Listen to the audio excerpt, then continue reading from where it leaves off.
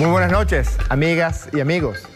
Este es el primer programa del año 2017 de Política en el Diván. Y ciertamente, luego de lo muy fructífero que fue para el análisis y la reflexión en materia de psicología de la política, psicología de los políticos, gazapos, errores, algunas categorías de aproximación al diagnóstico. Jamás hemos cometido el error de estar haciendo diagnósticos por televisión, pero hay ocasiones en que las conductas, las actuaciones y los discursos reflejan tan gruesas situaciones que se acercan al área de la psicodinamia o al área del diagnóstico que nos hemos atrevido a aventurar algunas hipótesis. Realmente en el año 2016 nos paseamos por elementos relacionados con la guerra psicológica, con su expresión más formal y concreta, que es la guerra económica como génesis de angustia a la población.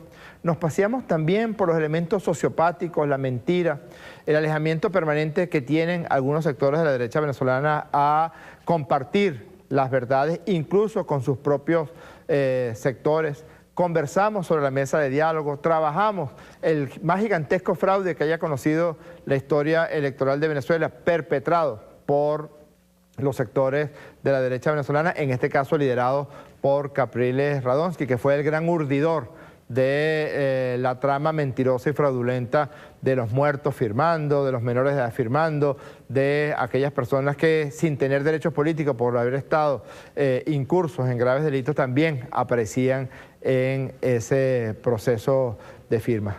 Y hay algo que lo hemos repetido mucho los chavistas en los medios de comunicación, y lo dice el pueblo en la calle también, pero hay algo que dijimos con mucha certeza en este programa. El señor Henry Ramos Alú señaló que antes de 6 meses el presidente Nicolás Maduro dejaría de ser presidente de Venezuela. Nosotros dijimos, mira, Henry Ramos Alú, nos vamos a sentir muy felices cuando hagamos el primer programa de la política en el diván en enero del 2017 para reflejar una certeza que ya lo era en febrero del año 2016. En enero del 2017 tú dejarías de ser presidente de la Asamblea Nacional, ya tendrías el sol en la espalda, ya te darían, te voltearían la cara aquellos que te adulaban y te decían que ya eras el presidente de la República, ya se olvidarían de las fotos con la primera dama en su mansión de la Lagunita Country Club, y que en el fondo ibas a caer en el lodazal de la historia como tantos otros personas de la picaresca política venezolana. Pues resultó verdad, resultó cierto. Hoy es y seguirá siendo, gracias a la Constitución y al pueblo de Venezuela, presidente constitucional de la República Bolivariana de Venezuela, Nicolás Maduro Moros, y hay una autodisolución de la Asamblea Nacional por la acción venal anticonstitucional en la que ha venido incurriendo esta directiva de la derecha. Es realmente asombroso. Es como para no creerlo. ¿Cómo lograron, después de haber obtenido por la vía de la mentira, por la vía del fraude en el discurso, del fraude en la manipulación de los electores, cómo habían logrado esa instancia de poder, la mayoría de la Asamblea Nacional? Y yo recuerdo cómo el presidente Nicolás Maduro convocó, los invitó, les dijo, ustedes ganaron un poder público, ustedes pueden, junto con el gobierno bolivariano, acometer muchos de los temas para los cuales los electores que por ustedes votaron, sufragaron. No, decidieron irse por la vía ajena a la Constitución, decidieron por el golpe de Estado, decidieron por la autorrenuncia, la enmienda, el referéndum, etc. Habían 4 o 5 que ya se veían con la banda presidencial terciada. Triste, muy triste, porque si hay un poder público importante es el poder legislativo en Venezuela. Y al incurrir en desacato, es decir, al ponerse al lado o por fuera de la Constitución de la República Bolivariana de Venezuela, bueno, sencillamente pierden la capacidad para actuar. Es lo que realmente está ocurriendo con la Asamblea Nacional. Se le atribuye a Talleyrand, un diplomático y político francés, por cierto, más camaleón que Julio Borges, porque Talleyrand pasó por la Revolución Francesa y fue embajador en Londres cuando la Revolución Francesa. Se liberó de los tiempos del terror cuando la guillotina campeaba en los tiempos de la Revolución Francesa. Después fue ministro de Relaciones Exteriores de Napoleón Bonaparte. Luego, en la Restauración, fue ministro de Relaciones Exteriores del rey Luis XVI o Luis XVII, no recuerdo en este momento cuál de ellos era. Pero el señor no se bajó de un cargo en los siguientes 40 años, a pesar de que fueron cambiando los jefes de Estado y fueron cambiando incluso los sistemas políticos. Revolución, directorio, después Napoleón, después la restauración de la monarquía, y siempre estaba Talleyrand ahí, como Julio Borges, con un discurso distinto para la ocasión. Pero Talleyrand dijo una frase que queda como anillo al dedo a la derecha venezolana en este momento. Decía: la dinastía borbónica, algunas traducciones señalan la derecha borbónica, que ni olvida ni aprende. Después del culazo que se dieron en el 2016, cuando señalaron que el presidente Nicolás Maduro abandonaría el cargo, autorrenunciaría, un poco de barbaridades que se podrían explicar solamente a través del discurso de ese gran humorista mexicano Mario Moreno Cantinflas. Nosotros pensábamos que habían aprendido la lección y decíamos, bueno, no habrá mucho tema en la política en el diván. Lo decía Carlos Marx, la historia se repite una vez como comedia y otra vez como tragedia. Ahora no sabemos si es comedia o tragedia, o en todo caso es tragicómico lo que acaba de hacer la Asamblea Nacional y el presidente de la Asamblea Nacional. En un discurso, Julio Borges, ahí hay un fragmento de una película que quiero mostrarles que se llama Selig, de Woody Allen, donde hay un personaje que si está al lado de Hitler se disfraza de nazi. Si está al lado de unos rabinos, le crecen los cabellos y se le pone el sombrero como un judío. Si está al lado de unos criminales, se convierte en un criminal, y si está al lado de unos sacerdotes, es un sacerdote católico. Así es Julio Borges. Julio Borges se las da de abogado y conversa con un tono muy suave, pero no tiene ningún tipo de problema de reunirse en un penthouse en el este de Caracas con generales de la Fuerza Aérea y programar un golpe de Estado, un golpe militar cruento. Incluso tenían unos mapas, todo eso está completamente documentado, Borges. Unos mapas donde el mismo Borges iba señalando los puntos que debían ser bombardeados en el caso de que tuviera éxito ese golpe de Estado. Y en su discurso de supuesta toma de posesión, porque esa Asamblea Nacional no tiene junta directiva, está en desacato, hay que corregir el desacato para poder volver a tener algún viso de legalidad. Bueno, convocó a la Fuerza Armada Nacional Bolivariana otra vez a un golpe, otra vez a irse contra la Constitución. Algo completamente absurdo en esta Fuerza Armada Nacional Bolivariana que está creada, que está profundamente imbuida del pensamiento y el legado militar, político, social, económico de Hugo Chávez. Y después, ni olvidan ni aprenden. Han decretado una barbaridad. Una cosa que cuando usted los ve tratando de explicarlo, pues se embarran mucho más. Uno ve a Freddy Guevara y se acuerda de ese libro de Freud que se llama El chiste y su relación con el inconsciente. Se acuerda del Tartufo de Molière. Uno se recuerda también a un episodio más bien triste de la picaresca venezolana, aquel humorista que llamaron, un señor que tenía una fábrica de sombreros en la parroquia San Juan, y los intelectuales caraqueños, para burlarse de Guzmán Blanco, lo pusieron a recitar unas poesías completamente atroces en el Teatro Municipal de Caracas, para burlarse también de Guzmán Blanco, que había construido el Teatro Municipal. Uno ve a Freddy Guevara hablando de lo del abandono del cargo y piensa que si no fuera algo tan serio, sería cómico. Si no fuera algo tan grave, sería estúpido. Alguien dijo alguna vez por allí, no hay delito más estúpido que el homicidio, y fíjense, el homicidio es el delito más grave. Decretaron el abandono del cargo de Maduro. Yo tengo aquí una lista, gracias a la acuciosidad de nuestra hermana periodista Teresa Maniglia, de lo que han significado en estos primeros 12 días del año 2017 el gobierno de Nicolás Maduro. Aprobó el primer aumento salarial, 50% aumento salarial. El aumento beneficia a pensionados y jubilados. Aprobó 300.000 millones para obras públicas.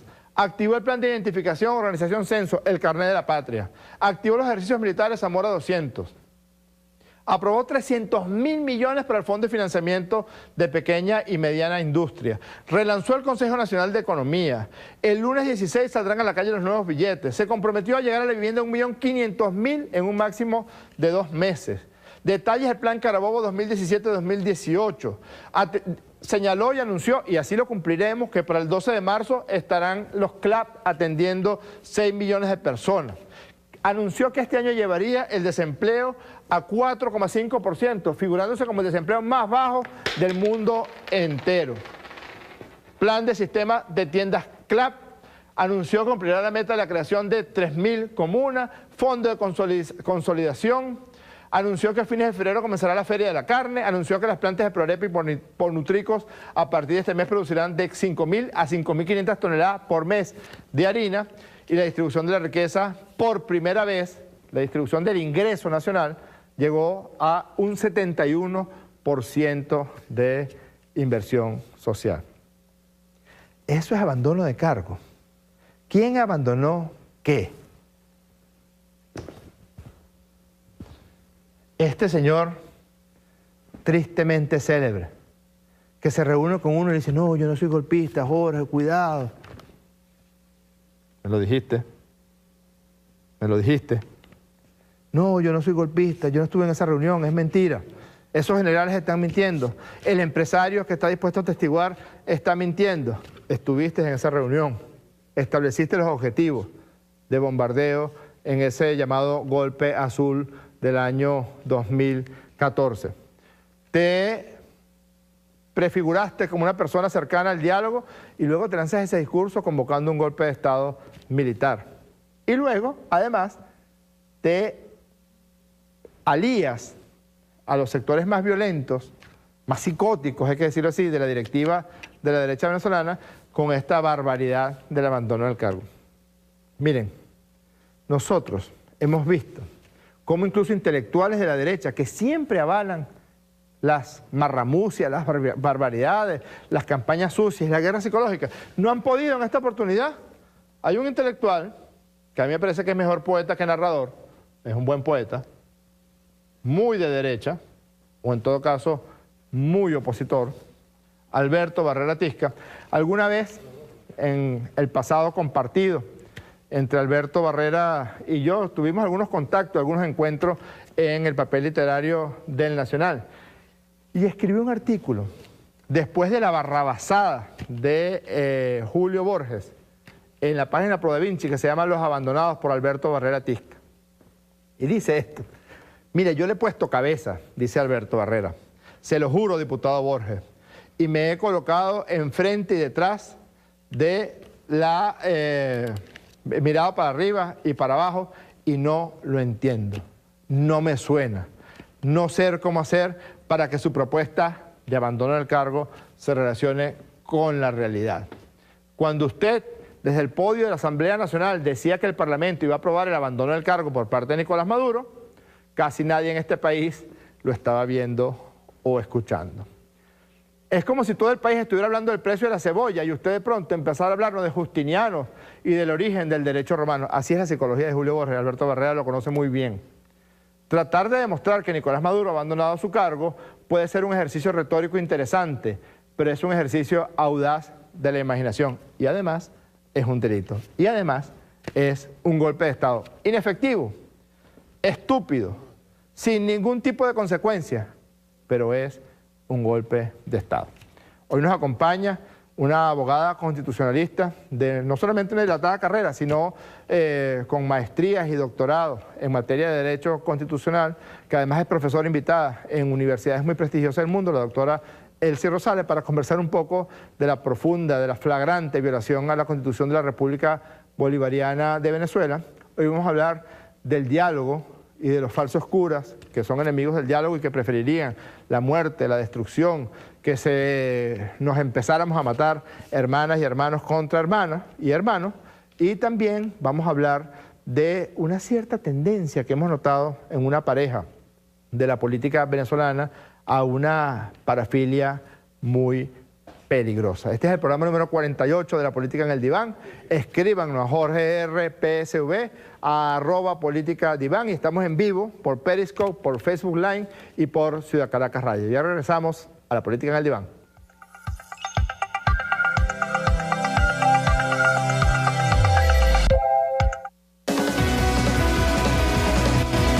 Ya vuelve La Política en el Diván. Me hizo recordar Moronta a aquel obispo de la novela de Los Miserables de Víctor Hugo. Bienvenido, el obispo Bienvenido, así se llamaba, que recorría los campos, los pueblos, iba a las cárceles, hablaba con los delincuentes, a las prostitutas, les daba consejos a los niños de la calle, recogía dinero y entonces para hacer obras de caridad. Eso debe ser la tarea fundamental. Bueno, ahora, estos son unos politiqueros de oficio adeco copellanos, del cardenal para abajo.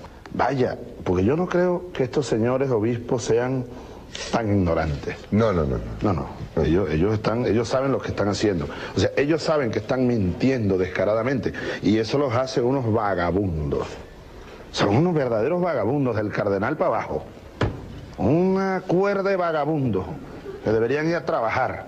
Bueno, que el diablo los reciba en su seno, monseñores. Les hago la cruz así, a nombre de nosotros, los verdaderos cristianos.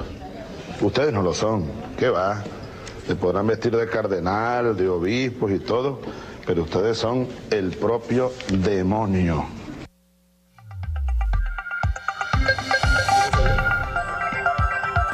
¿Cuánta verdad en la palabra de nuestro comandante Hugo Chávez? ¿Cuán certero? ¿Cuán humilde también? ¿Y cuán honesto en su acercamiento a la iglesia, en su acercamiento a Dios, en su acercamiento al ideal cristiano?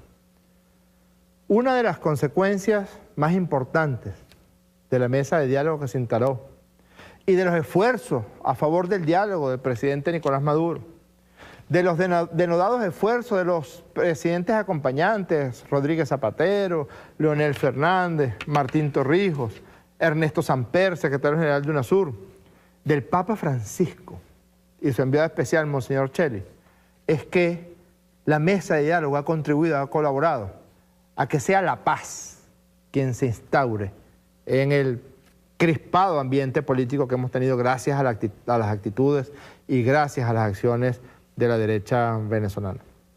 Imagínense, convocaron a derrocar al gobierno constitucional en los primeros 6 meses del año 2016. Lo hicieron ahora, comenzando las sesiones de la completamente anticonstitucional directiva de la Asamblea Nacional.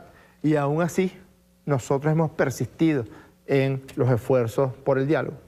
Las mesas que se han instalado solamente han servido para el pueblo. La mesa económica, la mesa de la Comisión de la Verdad, la mesa constitucional. Han sido instancias para ir discutiendo y dirimiendo nuestros asuntos políticos en paz. ¿Quiénes son los enemigos del diálogo? Pues, por contraposición, enemigos del diálogo y de la paz son aquellos que preferirían el derrocamiento violento del gobierno de Nicolás Maduro. Son aquellos que preferirían una guerra civil. Son aquellos que apelan y convocan, como ha hecho Borges 3 veces, públicamente, convocando a golpes de Estado. Lo hiciste en el 2002, te salvaste de esa. Saliste. Que se vayan el presidente, los diputados, que se vayan el poder electoral, el poder judicial y que se instaure como se instauró una dictadura, la dictadura de Carmona Estanga. Luego otra vez en el 2014, Julio Borges, el golpe azul. Y ahora, esa convocatoria que hiciste con tu discurso en la Asamblea Nacional. Si nosotros no hubiéramos persistido en la paz y en el diálogo, quién sabe lo que hubiera pasado. Quién sabe si estuviéramos contando los muertos. Y es una cosa completamente inaceptable y asombrosa como uno ve a estos señores obispos, que no son realmente representantes de la Iglesia Católica, sino que son representantes de sus particulares mezquindades políticas, diciendo cosas como la que acaba de decir el monseñor Padrón referido al diálogo. Vamos a verlo. Dialogar es casi ya un insulto, esta palabra, pues, en el país, porque se ha desvirtuado lo que es su valor. En esta ocasión, el diálogo, la mesa de diálogo fracasó. Y fracasó fundamentalmente porque no llegó a respuestas, a compromisos concretos, sino que se quedó en discurso y el gobierno no cumplió con lo acordado. Pero por otra parte, por esa misma razón, tengo que decir que no estoy seguro de que vaya a continuar la mesa de diálogo y sobre todo no estoy seguro de que el Vaticano o la Santa Sede pueda participar de nuevo en la mesa de diálogo. Yo no tengo la información exacta sobre cuál es la decisión de la Santa Sede, porque precisamente la carta del secretario de Estado del Vaticano, el cardenal Pietro Parolin, preguntaba para los resultados. ¿Dónde están los resultados? Y como no hay resultados, me imagino que entonces la Santa Sede se dialoga. Usted incluso está contradiciendo la palabra del Santo Padre. Usted incluso está agrediendo a un hermano suyo en la iglesia, el Papa Francisco, y además Monseñor Celli, que ha sido el enviado especial del Papa Francisco. Usted menciona una carta del cardenal Parolin, que no es otra cosa que lo que ustedes le dijeron a Parolin que dijera. Nosotros respondimos a esa carta, Monseñor Padrón, o como me provoca decirle, señor Padrón. Y como usted permanentemente habla de la carta del señor Parolin, y como Chuo Torrealba también habla de la carta de Parolin, y mandó unas cartas públicas, etc., al terminar este programa voy a colgar en mi cuenta Twitter la carta de respuesta al cardenal Parolin que le hiciera la representación del diálogo del gobierno del presidente Nicolás Maduro. Para zanjar ese asunto, porque no es Parolin el que viene trayendo la palabra del Papa a la mesa de diálogo, es Monseñor Celli. Y si usted no lo sabía, pues le informo. Ya anunciaron los representantes de UNASUR, es decir, los presidentes acompañantes y Monseñor Celli, la presencia entre el 18 y el 19 de enero para mantener el proceso de diálogo. Van a estar aquí los 3 expresidentes, el secretario general Samper y también Monseñor Claudio Celli. Porque Celli trae la palabra del Papa, que es esta.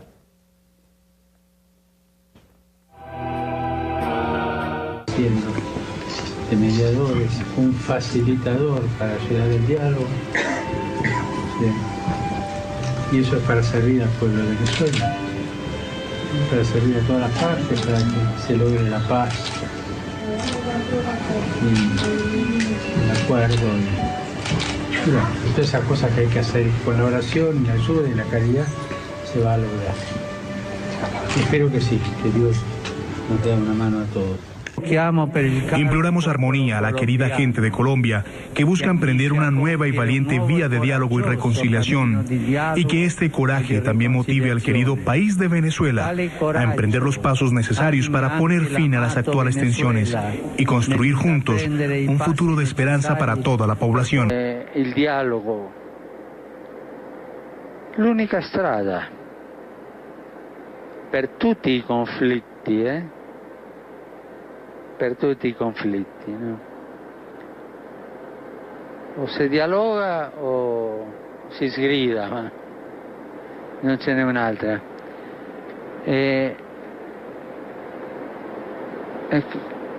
Io col cuore ce la metto tutta sul dialogo,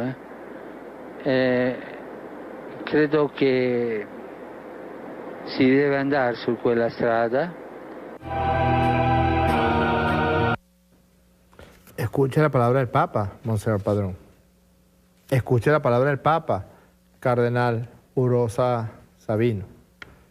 Este es un Papa comprometido con la paz, comprometido con el diálogo, independientemente de cuáles sean los asuntos que estemos dirimiendo allí. Siempre será mejor hacerlo por la vía del diálogo y no por la vía de lo que usted está convocando, la violencia. Ayer mismo nos asombramos por la captura de un peligroso criminal, el señor Gilbert Caro, que cabe hacerse la pregunta, una persona que fue condenada por homicidio, como es el caso de este señor que fue condenado a 20 años de prisión por homicidio. Una persona que después fue condenada por narcotráfico, porque era traficante de drogas, que luego mientras estuvo en la cárcel fue conocido como el Pran del Carro Negro, que había establecido peligrosas conexiones en el mundo criminal de una zona de Caracas, de la frontera con Colombia. Otra vez se prenden las mismas luces, se prenden las luces de Mérida, de San Cristóbal, de Ureña, en una operación brutal que denominaron Alcatraz, para, generando muertos, violencia y un ataque directo al Palacio de Miraflores, tratar de liberar al señor Leopoldo López. Me pregunto, y es algo para que el Consejo Nacional Electoral lo reflexione y para un planteamiento a futuro, una persona que es homicida, que fue narcotraficante o es narcotraficante, puede ser electo diputado a la Asamblea Nacional de Venezuela por un partido que realmente no tiene sino muestras permanentes de acción violenta, de agresión contra la Constitución, de agresión contra la democracia. Gilbert Caro, diputado suplente ¿de qué partido? ¿Cuál? Voluntad Popular. ¿Se acuerdan de este? Este es Gilbert Caro, en su cuenta Twitter, miren, con la señora Tintori. ¿Se acuerdan de este? Este es la señora Tintori con el descuartizador Pérez Venta. Escolta de Tintori, de Leopoldo López, como Gilbert Caro también era jefe de escolta de Tintori y de Leopoldo López. Y revisando, encontramos una patología que solamente lo manejamos como hipótesis. La hibristofilia.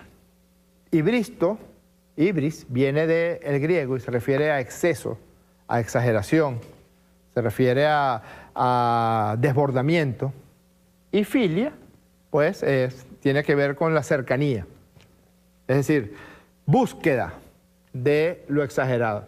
Es un tipo de parafilia en la que el sujeto siente atracción por mantener, aquí habla de relaciones sexuales porque es una parafilia, pero se refiere también a relaciones en general, cercanía, con personas peligrosas, ya sean asesinos, ladrones, violadores, aunque no tiene por qué llegar a ser un crimen de esta índole.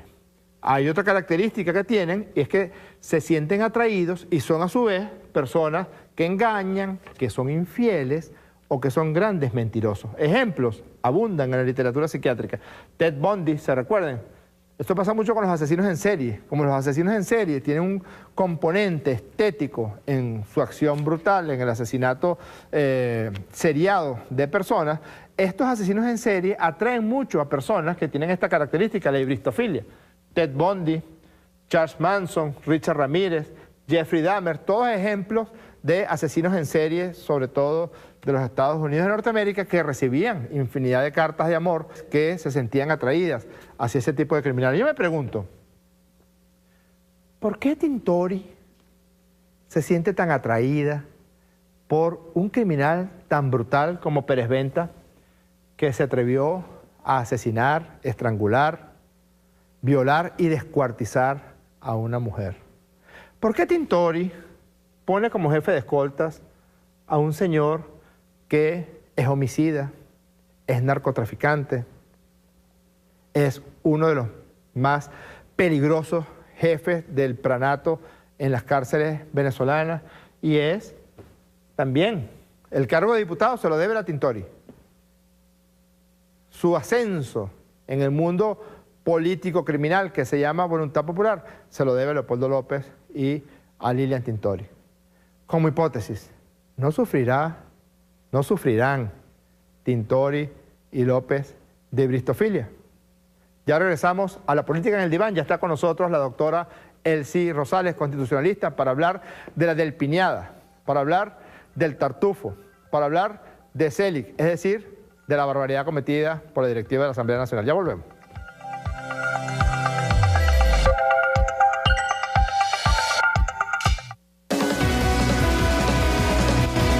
Ya vuelve La Política en el Diván.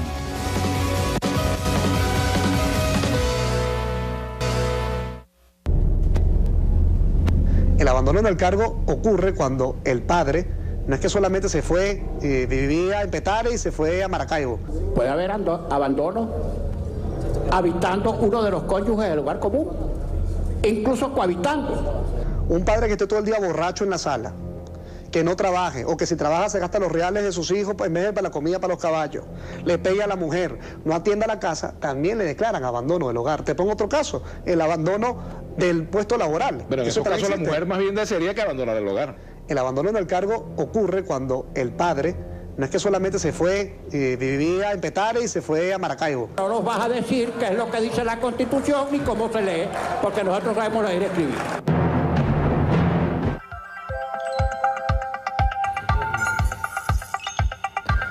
Bueno, quisimos colocar algunos de los argumentos que esgrimieron los diputados de la mayoría de la derecha en la Asamblea Nacional para decretar este asunto que incluso algunos juristas cercanos a la oposición venezolana han señalado como un exabrupto. Está con nosotros la doctora Elsie Rosales, que es profesora titular de la Universidad Central de Venezuela, que también es profesora invitada en la Universidad Autónoma de Barcelona y en el Departamento de Asuntos Latinoamericanos de la Research Scholar, ¿no?, de Estados Unidos, Norteamérica.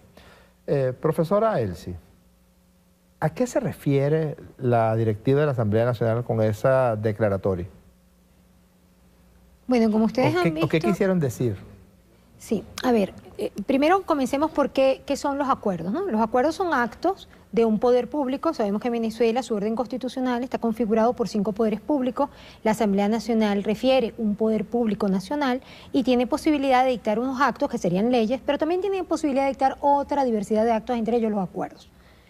En este caso han utilizado durante todo este año, esta particular Asamblea Nacional, el dictado de diversos acuerdos que tienen o que pretenden tocar el ejercicio de la gobernabilidad democrática desde la Presidencia de la República. Y van configurando un conjunto de estrategias en esa medida. En esta ocasión, la declaratoria apunta hacia el abandono del cargo por parte del presidente de la República. Hipótesis de suyo imposible. ¿Por qué? Por múltiples razones. Comencemos un poco a mirarlo desde como lo plantean las teorías jurídicas y constitucionales. Lo que tenemos en nuestra Constitución, que de alguna manera se reproduce en todas las constituciones de nuestro ámbito de cultura jurídica, que por demás está decir es mayoritario en el planeta, cuando nos hablan de esto nos están hablando de faltas absolutas o faltas relativas. Las hipótesis de faltas absolutas que están listadas en el orden constitucional, siendo similares en esta doctrina y jurisprudencia ya de cuño internacional, van a mencionar diversas situaciones entre las cuales se incluye el abandono del cargo. Pero el abandono del cargo tiene, entre otras características, una muy clara: tiene que ser voluntario. El abandono del cargo, además de ser voluntario, tiene que ser declarado con un debido proceso, pero esa declaratoria implica una especie de investigación, no esta suerte, y con todo el respeto, de parodia, de procedimiento que se pretende construir, y sobre eso podemos hablar un poco sobre la construcción de los problemas sociales y todo lo que es el construccionismo en las teorías sociológicas de los años 60 hasta ahora, que de alguna manera invaden la política y pretenden mediatizarla con el aporte también de los medios de comunicación. Entonces, ¿qué sucede? Que si bien el derecho nos está dando una suerte de espacio para el diálogo político, las constituciones son eso, constituciones políticas, porque refieren el acuerdo acerca de lo más importante que tenemos en una sociedad, que es cómo las voluntades pueden configurar un acuerdo para un destino común en esas constituciones, independientemente de lo variopinta o la diversidad que supone que una mayoría gobierne, mientras otras minorías merecen el respeto a sus derechos, pero también son partícipes del juego político. Cómo el derecho traduce de esta manera unas reglas de entendimiento que suponen buena fe, que suponen honestidad y que suponen unas características que permiten que esa malla jurídica vaya resolviendo pacíficamente las diferencias. Entonces, cuando encontramos este tipo de situaciones, lo que estamos viendo es que se está tergiversando o desviando el uso debido del derecho, desviando de esa forma lo que sería las funciones propias de cualquier Asamblea Nacional o de cualquier Congreso o del Poder Legislativo en cualquier Estado de derecho como es el venezolano. Pongamos un ejemplo.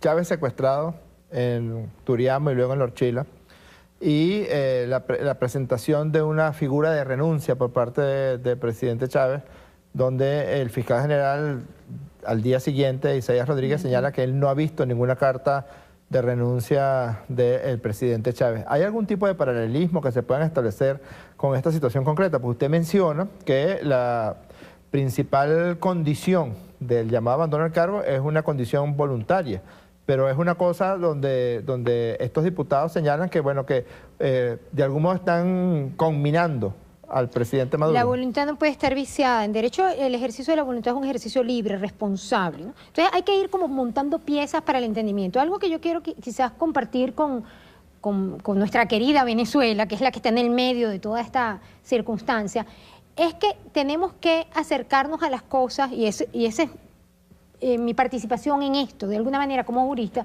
cuando vengo a estos programas, trato de hacerlo con el sentido de aclarar, de contribuir en que las cosas se entiendan y no en la confusión. ¿Qué pasa a veces? Que se van dando nociones y una cantidad de cosas que lo que hacen es confundir más, y con la confusión, en río revuelto, ganancia de pescadores. ¿Y qué es lo que necesita Venezuela? Venezuela necesita seguir fortaleciendo su Estado de Derecho. Venezuela necesita seguir fortaleciendo la paz, la prosperidad, la convivencia pacífica. Todo eso que de alguna manera está propiciando el diálogo, el entendimiento, el vernos dentro de la diferencia. Pero cuando nos planteamos esta comparación entre el presidente de su momento, Hugo Chávez, en un proceso de un conato de derrocamiento, un golpe de Estado, en el sentido político del término, que supone un impacto profundo contra, fíjense, la estabilidad constitucional. Volvemos a la idea de que es una constitución. La constitución es el acuerdo jurídico político en el que nos podemos entender, es lo que refiere esa forma que la civilización se ha dado, la forma del Estado de Derecho para poder entendernos y para que lo que rinda es la prosperidad, la paz en la diferencia, y no una conflictividad que en principio puede tener una lectura positiva, pero de una manera extremadamente tensa, que se encauce por las formas violentas, entonces ya se revierte en una forma negativa hacia la propia colectividad.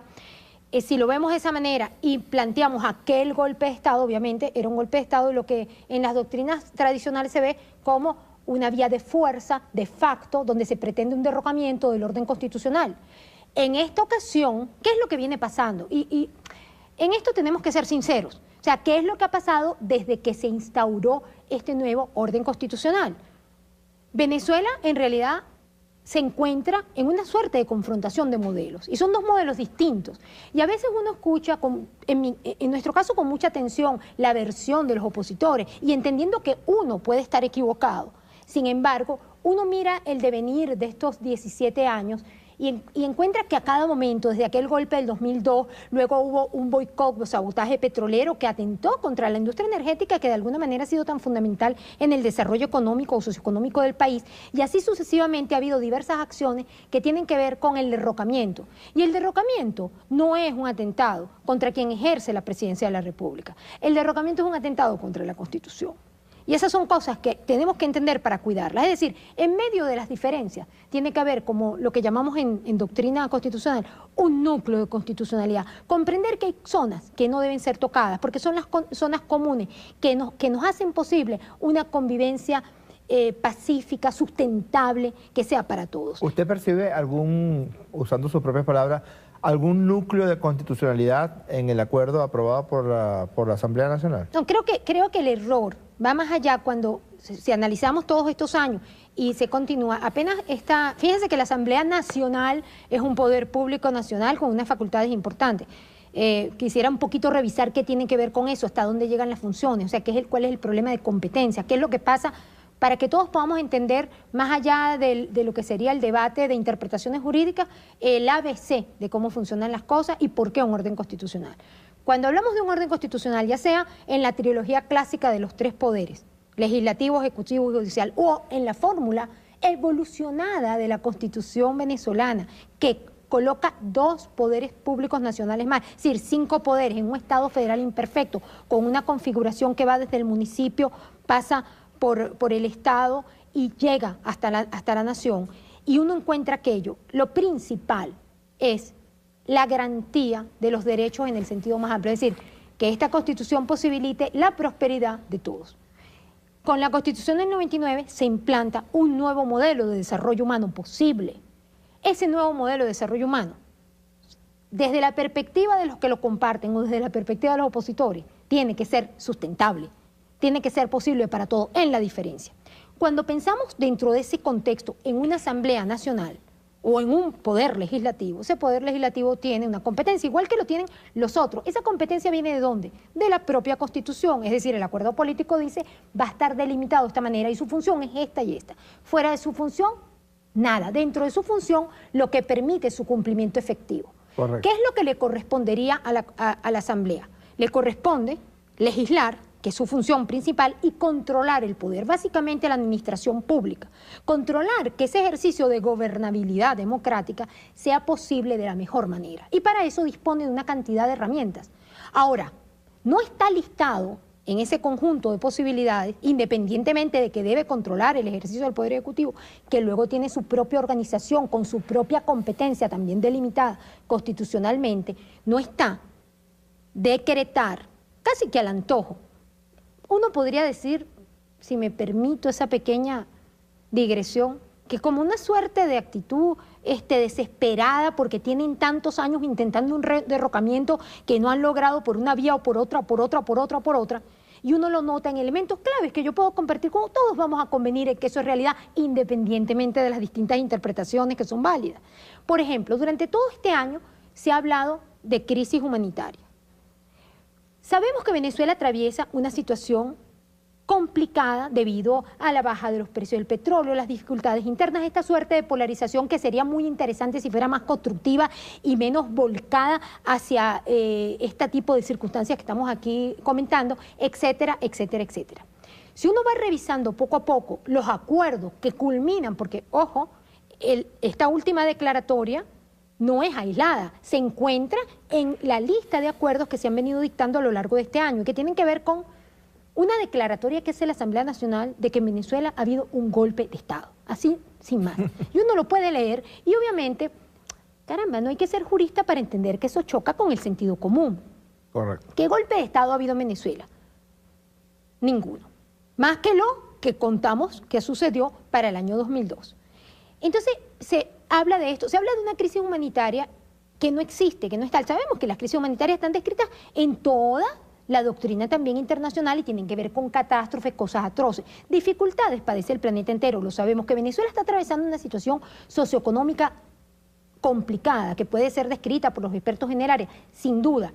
¿Qué invoca esto o qué convoca? Convoca es a la solidaridad de todos para que podamos mejorar las condiciones que tiene el país hacia un objetivo común que es de todos los venezolanos, Venezuela. Sin embargo, la idea no es esa, la idea es, de alguna forma, derrocar, salir del gobierno. Y lo han dicho, desde la tesis que se planteó como la salida, hasta el derrocamiento casi consumado del presidente de la República en el año 2002, pasando por las diferentes acciones, se incluso nota... un recetario del presidente de la Asamblea en su momento, 2016, Ramos Alupe, en una rueda de prensa dijo, tenemos varias opciones para salir de presidente en los próximos 6 meses. En el propio día de asunción del ejercicio en su carácter de presidente de la Asamblea Nacional, creo que fue el 5 de enero del año pasado, 2016, de alguna manera deja explicar allí que en unos 6 meses se saldría del presidente. O sea, el problema es un problema también de objetivos. Pareciera que el objetivo declarado y manifiesto ha sido salir del presidente y, por tanto, dar un atentado contra el orden constitucional que establece que la presidencia de la República, nos guste o no, la ejerce el ciudadano Nicolás Maduro Moro, presidente constitucional de la República. Entonces no hay vuelta para, o sea, el planteamiento es descabellado en la medida en que se propone la salida. En la medida en que eso se propone, eso es descabellado. Y eso obviamente hiere la Constitución. Ahora bien, ¿qué tiene la Constitución? La Constitución tiene mecanismos circulares de autotutela que van por varias vías. Voy a poner otro ejemplo. El ejemplo de las declaratorias de estado de excepción. las declaratorias de estado de excepción que se han hecho, por ejemplo, la primera que se hizo en Venezuela durante todo este orden constitucional, desde el 99 hasta ahora, fue en relación a la situación de la frontera con Colombia. Era una situación puntual para unos cuantos municipios. Si vemos el mapa de Venezuela y delimitamos, es específica para un área y afecta a una población. Ahora, ¿en qué medida ese estado de excepción es lo que debía aplicarse? En la medida en que habían unas circunstancias extraordinarias que apelaban a una configuración constitucional. Y advierto aquí algo, los estados de excepción son formas de autotutela constitucional que están descritas en el capítulo de la Constitución sobre protección constitucional. Al igual que ahí también está descrito el artículo 333, tan socorrido a la hora de, en parte de estos acuerdos de la Asamblea Nacional, pretender que el pueblo, casi que una suerte de alzamiento, el pueblo deberá proteger, claro, el pueblo debe proteger la Constitución. Y si me permiten la digresión, la historia de ese dispositivo viene del momento de la configuración democrática de la Constitución del 61, porque como veníamos de la historia de la dictadura perejimenista, había una necesidad de dar un reforzamiento a un mecanismo que es propio de los sistemas constitucionales, que es permitir que todos retornen a sí mismos. Pero nótese que inmediatamente después de ese artículo está un dispositivo que ordena a todos los jueces de la República aplicar con preferencia el orden constitucional ante cualquier posible violación. ¿Qué quiero decir con esto? Que en el mismo capítulo de la Constitución se conjuga la autotutela constitucional por vía de las declaratorias de estado de excepción. Terrible sería que los mandatarios hicieran las cosas sin legalidad. El estado de excepción bien circunscrito y además con las limitaciones naturales que tiene Venezuela, que hay cosas que no se pueden suspender, hay una cantidad de garantías, las absolutas no se pueden tocar nunca, y hay otras relativas que no se pueden suspender, como por ejemplo la libertad de expresión, porque obviamente forma parte, por cierto, en Venezuela muy prolija del juego democrático. Entonces, cuando uno comienza a mirar, digamos, lo que es la realidad, y eso creo que conecta con un poco la dinámica de este programa, lo que es la realidad y lo que es la construcción de las cosas, uno siente que hay como una discrepancia entre la realidad pujante de un país como Venezuela, que realmente vibra en una democracia constitucional, con sus dificultades, con sus diferencias, con su polarización, pero que si uno abre cualquier página de cualquier institución, uno ve que en cualquier municipio están sucediendo cosas, hay construcción de soluciones, de ciudadanía, hay transformación social, hay agentes de intervención social construyendo diferentes facilidades, necesidades, hay una conflictividad positiva, hay otra perniciosa, hay problemas que superar, pero que es un país que está funcionando a plenitud desde la perspectiva de una democracia en una república, con todo, y además con algo que es interesantísimo, que es una evolución constitucional del modelo que teníamos,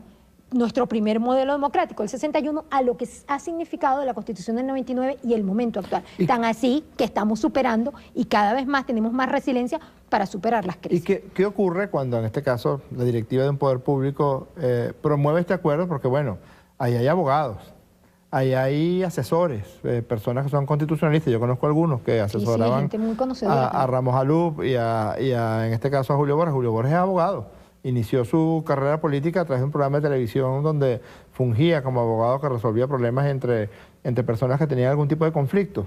¿Qué ocurre cuando se saltan a la torera todos estos mecanismos que usted establece? Y bueno, definitivamente, en última instancia, claro, el intento de derrocamiento del presidente Nicolás Maduro es una agresión directa a quien encarna la figura del Poder Ejecutivo, que es el presidente constitucional, jefe de gobierno y jefe de Estado. Pero ¿qué ocurre cuando además se perpetra esta agresión contra la Constitución? Y perdone que eso de jefe de gobierno y jefe de Estado tiene mucha significación, porque hay otros elementos que tienen que ver con todo esto. Antes una declaratoria, estamos hablando que lo del abandono está inserto en otros acuerdos previos que han venido dictando, pero además anteriormente han tratado de alguna manera crear un supuesto, o sea, es tratando desde una hipótesis estirada, que no cabe jurídicamente.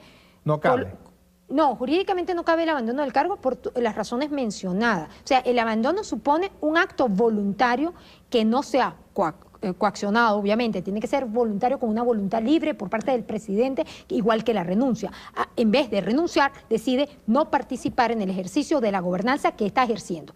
Las dificultades que puedan señalar algunos sobre que si las discusiones sobre buen o mal gobierno, eso es otro territorio. Ese es otro territorio que tiene que ver con algo que, porque además todo esto tiene que ver con tergiversaciones o medias verdades. Es cierto y absolutamente cierto, y tiene que ser así, que la función de presidente de la República es un funcionario público, el principal funcionario público, y obviamente es un funcionario público responsable en todas las dimensiones jurídicas posibles. Así tiene que ser.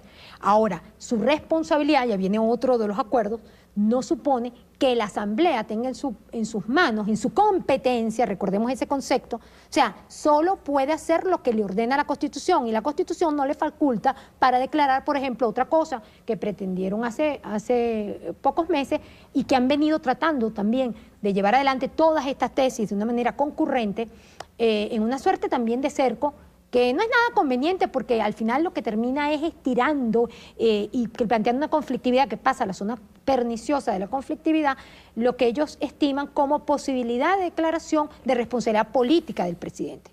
Esto tampoco está en la Constitución del 99, no está. Estuvo en la Constitución anterior porque en la fórmula clásica de los tres poderes no habían otros mecanismos de control. Y aquí voy con algo fundamental en materia constitucional. Quizás el elemento más importante de los órdenes constitucionales contemporáneos es el control del poder.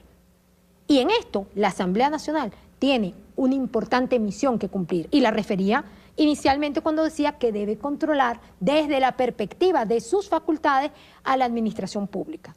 Pero en el caso del presidente de la República, se conjugan, y así lo explica claramente la exposición de motivos, que los invito a revisar, porque son textos que forman parte de cómo alcanzamos esta Constitución maravillosa, que es la Constitución del 99. Y cuando la propia Constitución explica, es decir, se explica a sí misma, y nos dice, ahora ¿cómo vamos a configurar este sistema donde el control de poder permita ciertas cosas y otras no? Entonces nos dice, el presidente de la República ejerce la jefatura de gobierno y la jefatura de Estado. Esto es muy importante y crea una figura que no teníamos antes. ¿Cuál es? La del vicepresidente.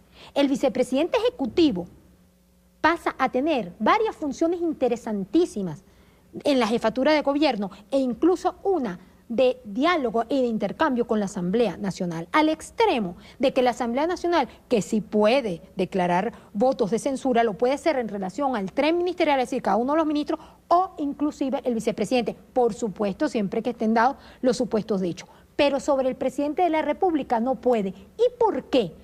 ¿Es que acaso tiene esto que ver con el principio de responsabilidad? No, tiene que ver con que el presidente en la historia republicana, desde la Constitución de 1811, con la evolución constitucional hasta nuestros días, nuestro presidente de la República en la Constitución del 99, el mecanismo este que dije que era crítico, el de control de poder, va a abrir unas compuertas, y lo dice expresamente la exposición de motivos, que llevan, porque recordemos que nosotros entonces incorporamos algo, perdóneme que lo diga, repita algo importantísimo desde el punto de vista constitucional, que incorpora esta Constitución que no estaba en el 61 ni en las anteriores, y por qué se modifica el control de poder sobre esta figura. Bien, porque ocurre que no solamente se incorporan, por ejemplo, las formas de referéndum y la reelección, y dice textualmente, pudiera el presidente no ser reelecto en una nueva elección, en el cumplimiento del periodo constitucional que le corresponde, porque así lo decide ¿quién? El soberano, que es el pueblo, y también tiene unas posibilidades de referéndum revocatorio cumpliendo unas ciertas condiciones. Entonces, si eso es así, pero ¿por qué esto es así?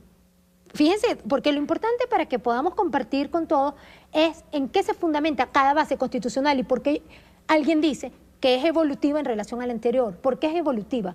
Porque nosotros antes teníamos solamente la democracia representativa, y la Constitución del 99 se hace de dos conceptos, es decir, evoluciona. Deja la democracia representativa que la tenemos, si no el presidente no sería, si no usted no sería alcalde, si no vino el ciudadano y votó por usted, o por el presidente, o por la variopinta gama de diferentes cargos de representación popular que tenemos. No solamente por esa, incluyendo a todos los representantes de la Asamblea Nacional, de las dos bancadas, y además dentro de las dos bancadas, la diversidad de agrupaciones políticas y partidos que ahí concurren, que eso también es importante entenderlo, la variedad que hay en Venezuela, de visiones que comparten en el escenario político cotidiano.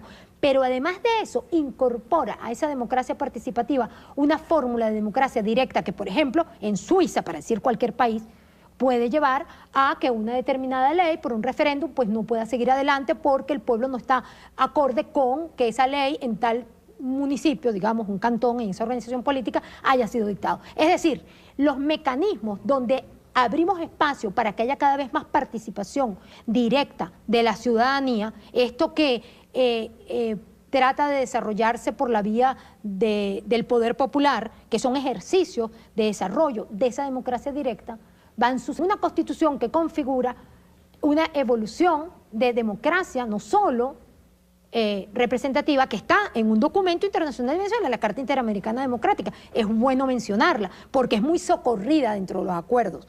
Y con eso tratan también, desde otras instancias, perturbar el orden constitucional venezolano. Pero es parte del orden constitucional en la medida en que esté integrada a todo este compendio. Es decir, no hay discrepancia. Si cualquier ciudadano en este momento agarra esa carta y la lee, se va a dar cuenta que es el retrato vivo de los elementos constitucionales que vibran en la Venezuela contemporánea. Y eso sería bueno tenerlo presente, o sea, entender que en esa evolución, esa democracia representativa con una democracia protagónica da posibilidades de control de poder que permiten que la responsabilidad, en su caso, del presidente de la República pueda ser establecida, pero ¿cómo? Y volvemos entonces a que tenemos 5 poderes públicos. Hay 5 poderes públicos que en el mecanismo que se llama de control de pesos y contrapesos, permiten que entre ellos, cada uno, ninguno pueda dominar todo el poder, pero sí debemos reconocer que en un sistema presidencialista o semipresidencialista como el venezolano, tenga el presidente de la República una suerte de coordinación sobre todos los poderes públicos, que a su vez cada uno tiene sus competencias, y solo un poder aisladamente, ninguno, ni el Ejecutivo, puede anular a otro poder. Para que suceda esta circunstancia tendrían que interactuar varios poderes. ¿Qué es lo que le pasa a la Asamblea Nacional? La pregunta, aquí viene la respuesta. ¿Por qué? Bueno, tratando de interpretar, porque cada quien piensa según su propio parecer y eso forma parte de la democracia, pero ante la pregunta de por qué puede pasar esto, bueno, porque parece que no han entendido que en el mecanismo de control y poder tienen que interactuar varios poderes públicos para poder producir un efecto de la trascendencia que tendría. Porque no es cualquier cosa pensar en que un presidente deje de gobernar cuando no hay ninguna circunstancia jurídica que en la Constitución esté prevista para ello. Y la Asamblea Nacional por sí sola no lo puede lograr. Doctora Entonces Rosales, aquí justamente... lamentablemente se nos está acabando el tiempo, pero yo quisiera que, para ilustrar, usted siempre tiene una muy certera, un certero manejo del verbo para que toda Venezuela pueda, independientemente de cómo piense, como usted bien dice, porque también hay muchas personas de la oposición que probablemente a esta hora se sientan engañadas porque algunos de esos sectores pueden haber dicho, bueno, si declararon el abandono del cargo, ¿qué significa eso, no? Un ejercicio por reducción al absurdo. Se meten en este paquete en que se metieron Borges y los otros miembros de la bancada de la oposición en Venezuela, y la convocan a usted y le dicen, mire, ¿qué hacemos? ¿Qué debería hacer la Asamblea Nacional en este caso concreto y en este momento? Bueno, hay algo que es importante que tiene que ver con la inexistencia de los actos jurídicos, ¿no? Un acuerdo tal que no tiene efectos jurídicos, como han reconocido algunos actores de diferente procedencia en relación a estos acuerdos, dicen no tiene efectos jurídicos, tiene un efecto simbólico, tiene tal, o sea, tratan de colocar algo como una tapa sobre algo que sencillamente no tiene efectos jurídicos. En derecho, si no existe. Todo tiene una inexistencia jurídica y no tiene ningún efecto jurídico. No existe. No existe, e incluso he observado incluso en medios de comunicación internacionales hablando de este tema en estos días, que apenas estoy regresando al país ayer, encontraba que estaban perplejos. O sea, ¿qué significa eso que abandono del cargo? Choca contra el más elemental sentido común plantearse el abandono del cargo de un presidente que está en ejercicio de sus funciones. Y aquí quiero choca ratificar. Con la realidad. Choca con la realidad, con el principio de realidad, que es un principio también que informa al mundo jurídico. Vuelvo sobre una idea concreta del derecho. La norma es un deber ser, pero se basa en un ser. La norma no puede pretender algo que no está en la realidad. Cuando la norma jurídica regula algo que está sucediendo en la realidad. Entonces, esto es muy importante para comprender el asunto. No pueden, alguien dijo, entre las interpretaciones, o que no pueden llamarse interpretaciones, sino un poco ideas sueltas, que literalmente la Constitución decía, no, la Constitución no dice eso, la Constitución dice todo lo contrario. No hay fórmula que pueda llevar a... No existe la responsabilidad política declarada por la Asamblea Nacional en relación con el presidente de la República y muchísimo menos la idea de abandono de cargo. Y todos los otros supuestos, lamentablemente, pareciera que a lo que responden es a una suerte de guión preestablecido, porque concuerdan con otras posiciones, y aquí viene un aspecto jurídico muy, muy, muy lamentable. Fíjense, le voy a dar una lectura positiva y una negativa. Todo el debate, que toda esta circunstancia se vaya por el debate jurídico, lo aplaudo.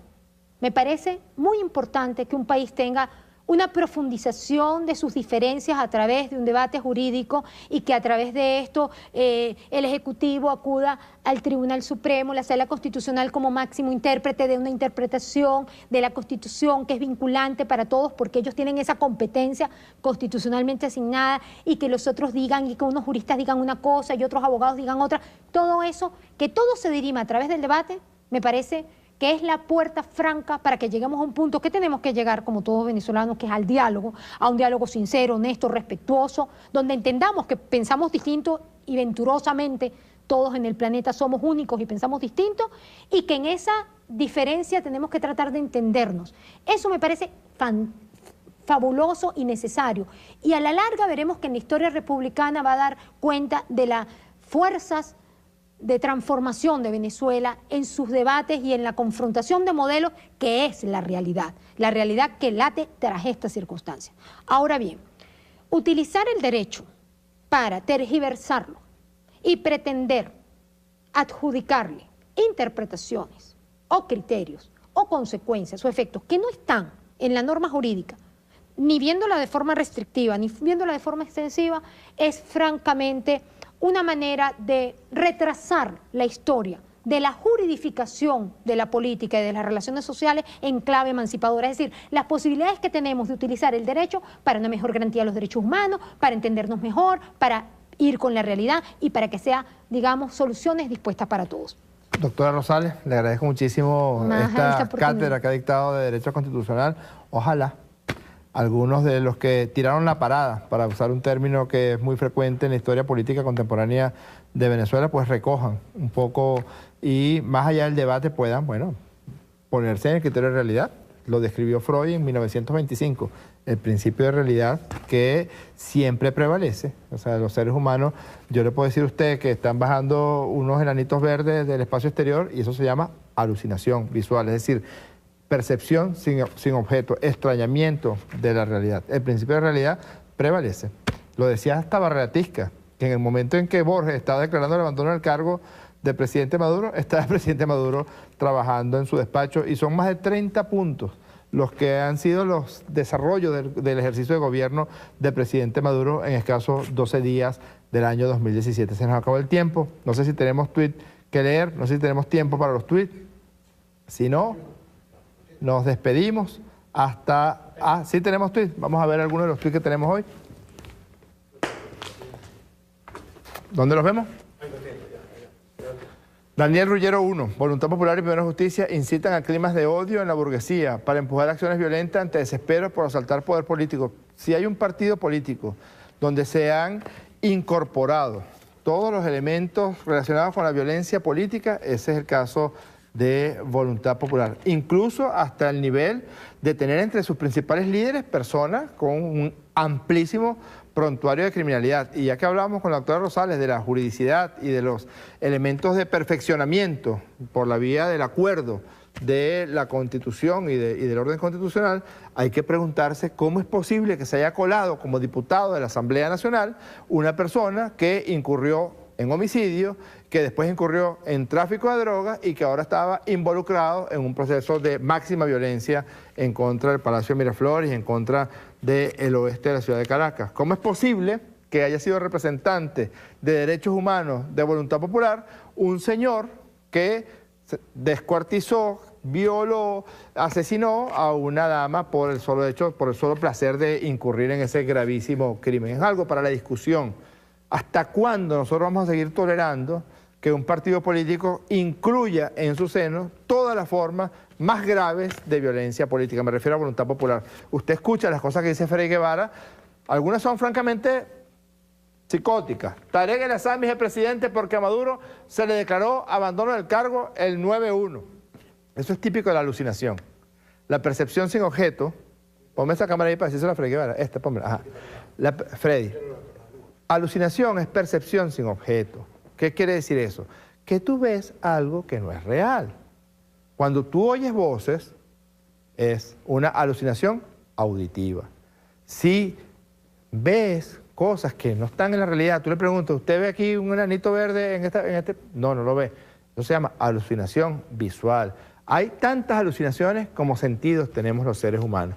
En este caso es una alucinación múltiple, porque Maduro está trabajando en el Palacio de Miraflores y a ti se te ocurre decir esa barbaridad, pero no es nada más de alucinaciones, de lo que está contenido en el pensamiento político de Freddy Guevara. También es la convocatoria a la violencia, a la disrupción, a la alteración del orden constitucional para que sean otras vías, generalmente trágicas, las que diriman los asuntos políticos. @JaroCaripe.